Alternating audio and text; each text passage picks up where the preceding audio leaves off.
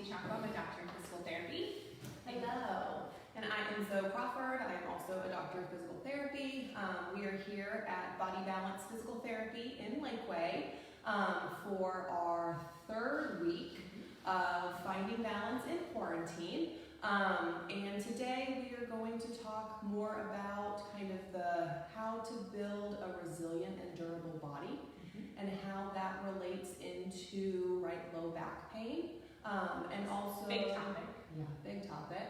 And also how that connects into the kind of the basis of what we started this these series off of how that connects into your mind, body, and your spirit. Yes. So I think you're just saying like everybody gets low back pain. We do this for a living. Zoe has neck pain right now. I get low back pain. It happens to everybody. But what we want to talk about today is why it happens, and then when it does happen, what to do, and some things what not to do when you do get some episodes of low back pain. So we want to start off about why does low back pain happen? Yeah, so I think kind of what Cassie said is that it happens to everybody. So making sure that we understand as a group, and part of kind of the discussion and education is that it may or may not be a thing. It may come and go throughout time periods, but it doesn't necessarily mean that there's any harm, that we should really change our lifestyle because of it. It means that we need to maybe make a change, a positive change on how we're doing things, which is part of what we're going to speak about today. But everybody gets low back pain, right? So it doesn't necessarily mean that it's a problem. It doesn't mean that we need to avoid certain activities. It means that we need to change the way that we're moving and make our body, like kind of what we were saying, more durable and more resilient. Yeah, and in terms of when we say durable and resilient, that comes through strength training. So you need to be doing things that are taxing to your body, so that when you do kind of strenuous activities, I know a lot of people, myself and Zoe, we've been gardening, and so that requires a lot of heavy lifting, moving soil, moving wheelbarrows, and if your body is not trained to be strong or it's not used to doing these taxing activities, then that's when it's going to kind of get extra wear and tear, and extra forces are going to be going through your body that you're not used to. So in order to make yourself durable, you need to be doing functional strength training. So Zoe was saying a really nice example yesterday about how one of her clients right now they've been doing a lot of rows at the gym, or like the seated rows. That's going to be great to build strength all through your back. But if you're not applying that concept to a whole movement, so as you are picking up a heavy bag of soil, or if you are pulling in your trash cans, that's more than just pulling your arms, but you are bending and twisting and walking, and it's uneven ground. So there's a lot more components. So when we say functional strength training, you need to be doing more compound movements.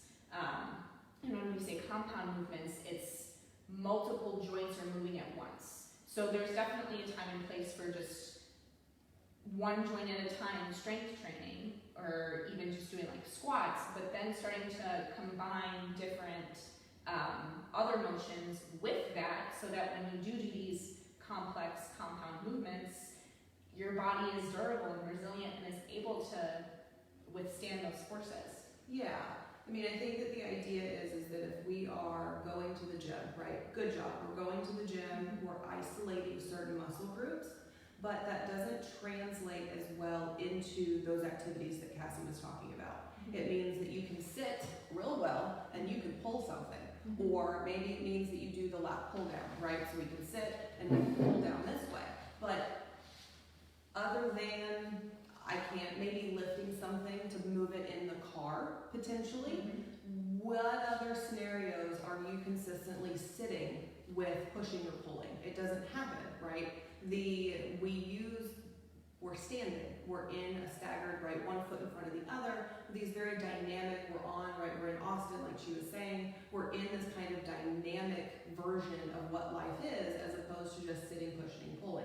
So overall, we do definitely need to isolate, right? We want all of our muscle groups to be strong. We need to do isolation exercises as you would at the gym with the machines. But we also need to make sure to create a happy, resilient, strong body. We also need to make sure that we're performing exercises and that we're doing different type of movements that create those specific scenarios, right? It has to be specific to the tasks that we want to be able to do and the tasks that we want to be able to enjoy. Yeah. So yeah, when you say create movements, and if you're not really sure how to put those things together or add different motions so that your body is resilient, that's what our jobs are as your doctors of physical therapy off of Women's Crossing. So it's a physical therapist, personal trainers are good at this too. It's our job to show you how to build a program to work on those exercises. So what happens with low back pain is either you're not strength training at all, or maybe you're strength training and you're strong, but you're not incorporating that into our functional movements. So when we see people that come in with low back pain, or if you have low back pain currently, there are complexities to it, but we like to break it down into two scenarios. So either you need WD-40 in your spine, meaning that there's not enough motion and everything's kind of stuck, so WD-40 will loosen everything up, or you need some duct tape.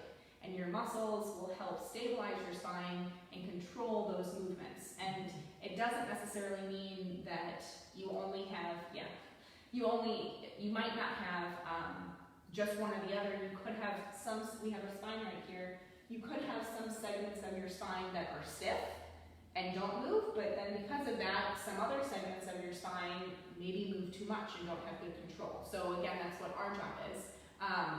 What we see typically with those people that have that need WD-40 in their spine, where they need some mobility, they usually wake up with stiffness in their spine, and usually movement feels better. So if they're sitting for a while or watching a movie or Skyping, Zooming with your family, you're really stiff, but then after maybe you go for a walk, on your mindful walk, you start to feel better. So that's kind of a characteristic of somebody who has, we call it low back pain with mobility deficits. So they need WD-40. Some other things is that they are a little bit older in age. They might have some arthritis. You couldn't be younger with this population, but that's the one scenario. And then the other one is you need duct tape. So Zoe, what do you typically see with that? Yeah, and duct tape is kind of a relative term, right? The idea is that you need more control, right? You need some sort of stabilization. So these are typically patients, that they wake up and they feel pretty good. Later in the day, when they've been up or they've been standing or sitting for a period of time, they start getting achy. They can't sit for very long because it's just kind of uncomfortable. It's not necessarily that they have pain once they get up. They're somewhat uncomfortable whenever they're just kind of sitting there. They typically have some sort of history that maybe they were a gymnast, they were a cheerleader, they've been very active in the past. Maybe doing yoga. Yeah, yoga, yeah, for sure. And maybe it means that they haven't been moving or doing those types of activities anymore, right? They were super limber, and then maybe they went to school, they got a job, and now, later in life, now they're like, I feel like I'm falling apart. So also with that grouping of people that need motor control, they need some strength. They also like to pop, right? They like to crack their back, they like to move, that kind of thing. It makes them feel better because, right, when we pop a joint, it creates a change within that joint. It modulates pain for a minimal, right, for a limited amount of time, but then they kind of have to continue doing that to help with their pain management. So again, right, two very generic versions of what we look at with certain patient groups. And again, right, there can be overlap. The other thing, right, this is our PSA, there are other back problems that are not just related to either we need to get you moving better or we need to get some duct tape. There can be some very, what we call red flag versions of low back pain. So just be mindful that we're giving you information, generalities. There is another group of people that we would definitely, any numbness, tingling, nervy type sensations, bowel and bladder changes, those types of things that are creating a change from our nervous system. We definitely want to make sure if you have any of those types of symptoms that you're seeking help from a professional, right? Either a physical therapist or a physician, because those types of things can create long-term changes that are not super fun. So just as a general, make sure that if this information that we're giving you, but we want to make sure that we're creating a safe environment from this discussion and this education. Yes. So now that we've kind of talked about why low back pain happens, we'll discuss about what to do when you do have low back pain. And Zoe, what were you about to say with there's not only is there the physical aspect of what it is going on with your spine, either it's too stiff or it needs better motor control, but there's also the emotional and mental side of it that can be maybe overwhelming, which can exacerbate your symptoms. Last week I said that, this is with neck pain, but a lot of times people can relate to the feeling of the stress and the heaviness of the world on their shoulders. Now, especially, that's happening a little bit more just with the anxiety of not knowing what's going to happen next week or next month, or some weddings are being canceled or vacation plans. But all of that emotional stress can manifest into low back pain or almost exacerbate it. So what we like to tell everybody, again, what Zoe was saying is making sure that you don't have any serious conditions going on, but the first thing to do, or what not to do, is do not avoid moving. So we know that it hurts to move your spine in a certain direction, so that does not mean to just stop moving altogether.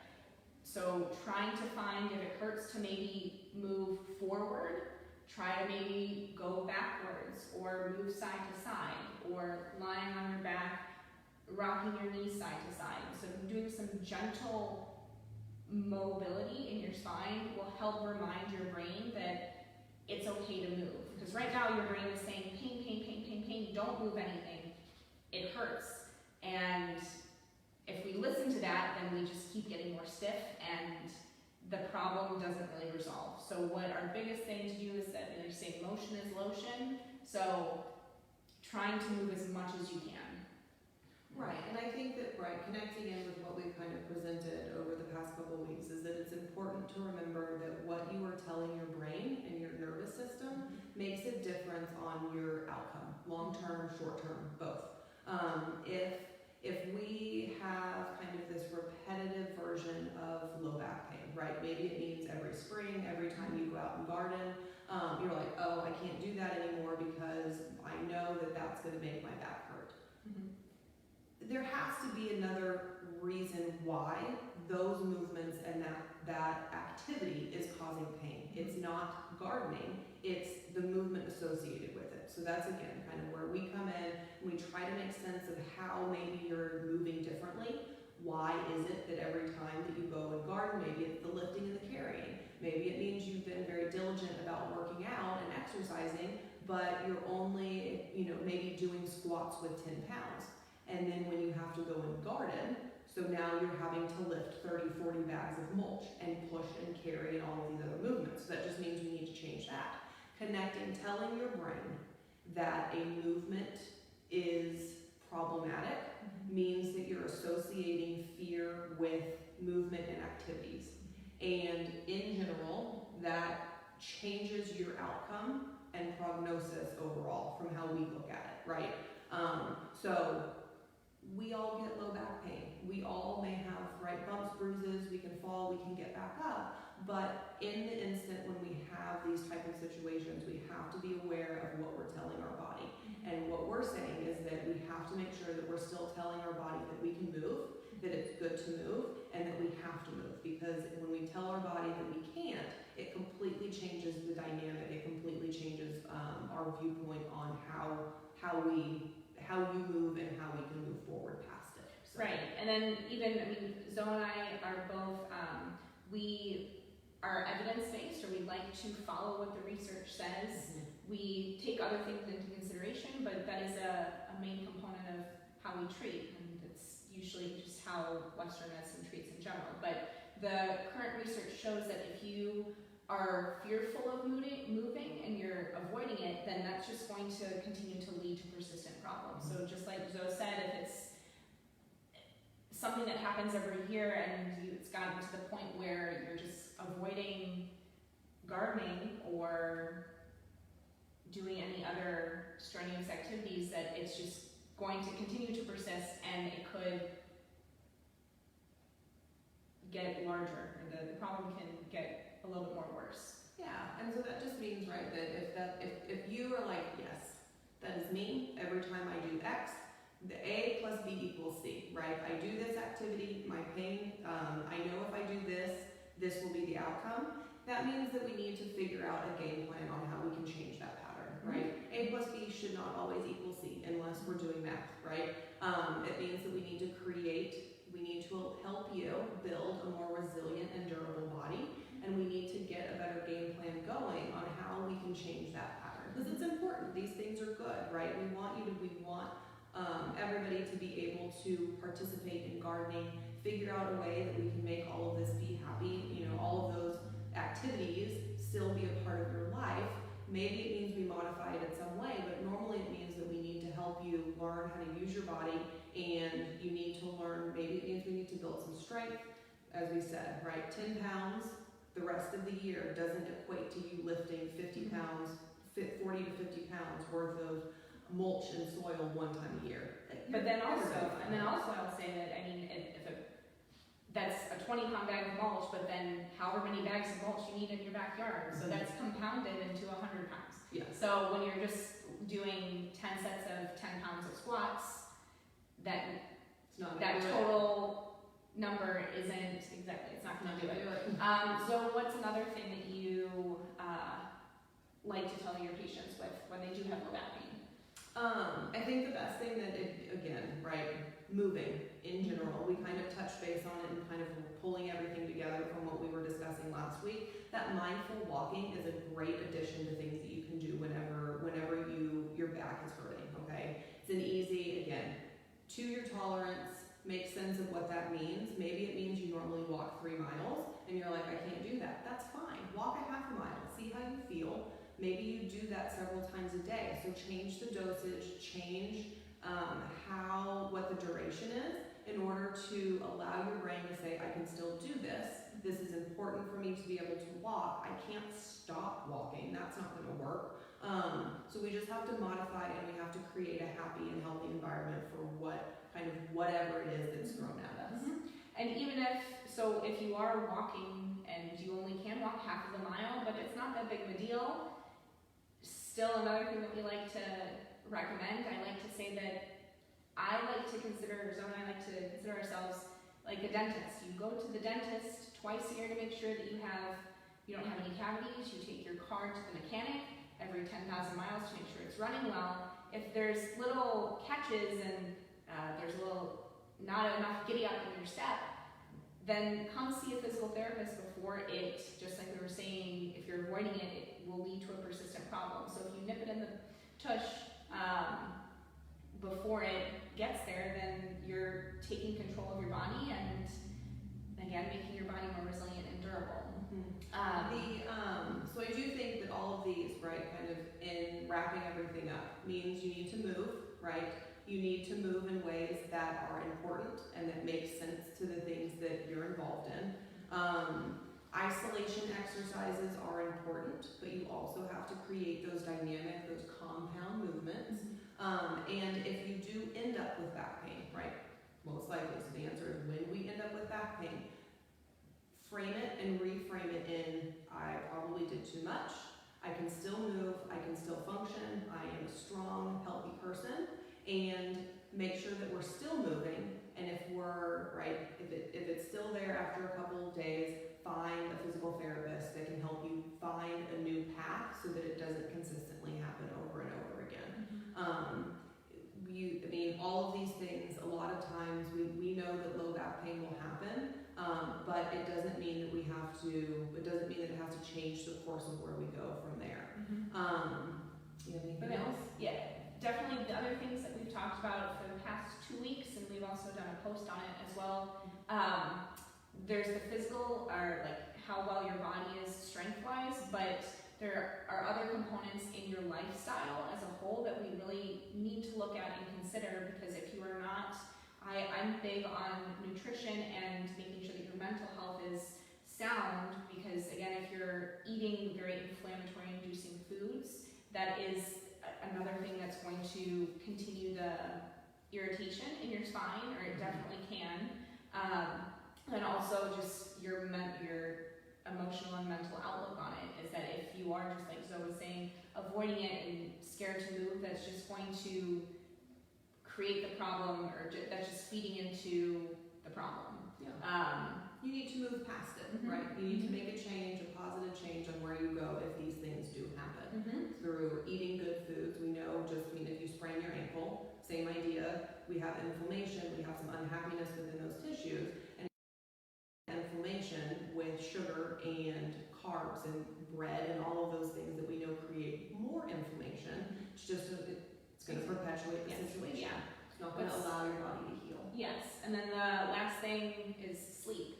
If your body's not getting enough rest so that it can heal and recover, again, it's not going to heal well, or it's going to take longer. So making sure that you're really nourishing your body and treating your body well. You only have one body, and you should love it and take care of it as you would your pet or your child. Some people take care of their pets, I think, better than they take care of themselves. Making sure that you're well hydrated, getting enough sleep, feeding your body all the things that it needs. So, and all the things for a well-rounded person. Go ahead. I think that's kind of from meeting with you guys next week. I think that we may end up, just because our schedules are getting busy again. I think that we will end up recording these and then posting them consistently on Fridays. So keep your eyes open for that. If you ever have any questions or you want any follow-up information, it's info@bodybalancelakeWay.com. We are planning on kind of continuing on with the nutrition as well as some of the sleep, right? I think that that's definitely an important thing for us to touch on. New research that has come out, and what we know about sleep and how it impacts it impacts everything. And we will also go into, a little bit more on the functional side of stuff. So functional exercises, maybe what that looks like and how those can be incorporated into your normal routine. And so I think that's kind of the game plan for next week and moving forward. We do thank you. We went over a little bit on this week just because we're very gung-ho, not gung-ho, but we're very enthusiastic about low back pain and movement and why it's important to create a happy, resilient body. But we hope you enjoyed